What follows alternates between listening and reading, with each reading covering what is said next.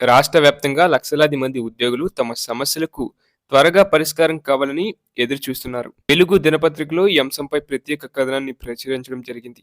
ముఖ్యంగా పెండింగ్ లో ఉన్న 4 డిఏలు, 317 జీవో రద్దు, సిపిఎస్ రద్దు, పిఆర్సి నివేదికలు, అలాగే రిటైర్డ్ ఉద్యోగుల పెన్షన్ బెనిఫిట్స్ వంటి అంశాలు ఉద్యోగులను తీవ్రంగా వేధిస్తున్నాయి.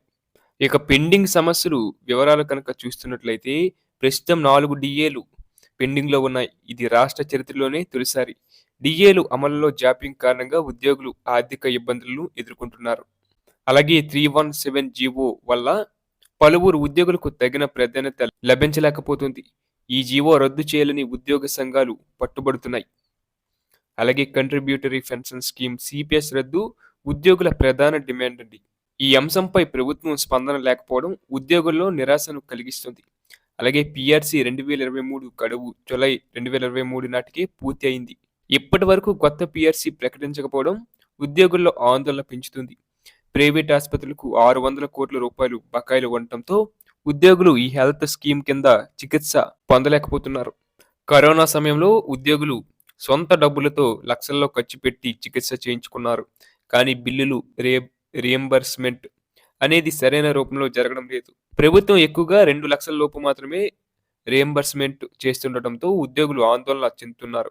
పెండింగ్ డిఏలు, ఇతర ఆర్థిక సమస్యల వల్ల ఇండ్ల నిర్మాణానికి సంబంధించిన రుణాలు పొందడం కూడా కష్టంగా మారింది. ఇక ఉద్యోగ సంఘాల నేతలు తమ సమస్యలను ప్రభుత్వానికి అనేక సార్లు తెలియజేశారు. జిల్లాల్లోని ఉద్యోగులు తమపై అధికారులపై ఒత్తిడి పెరుగుతున్నందున మంత్రులు మరియు ఉన్నతాధికారులను పలుమార్లు కలిసి సమస్యలను చర్చించారు. ఉద్యోగ సంఘాలు, ఉపాధ్యాయ సంఘాలు ఐక్యంగా ఉద్యమాలు చేయాల్సిన పరిస్థితి ఎదుర్కొంటున్నాయి. అలాగే ఇక ప్రస్తుత రాష్ట్ర పరిస్థితి కనుక చూస్తున్నట్లయితే రుణమాఫీతో సుమారు 20,000 కోట్ల రూపాయలు ఖర్చు చేయడం వల్ల ప్రభుత్వం ఇతర సమస్యలను పెండింగ్ లో ఉంచినట్లు తెలుస్తుంది. ఈ కారణంగా ఉద్యోగులకు సంబంధించిన చెల్లింపులు, పెండింగ్ డిమాండ్లు అమలులో జాప్యం చోటు చేసుకుంటుంది.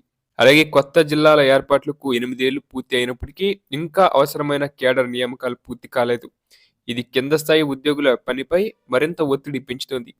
ఇక ఉద్యోగులు, ఉపాధ్యాయులు మరియు రిటైర్డ్ ఉద్యోగులు ఇప్పుడు ఐక్యంగా ప్రభుత్వంపై ఒత్తిడి తేవాలని నిర్ణయించుకుంటున్నారు. ఒకే వేదికపై మహాసభలు నిర్వహించాలని ఆలోచిస్తున్నారు. ఒక మహా ఏజెన్సీ, జాయింట్ యాక్షన్ కమిటీ ఏర్పాటుకు చర్చలు జరుగుతున్నాయి.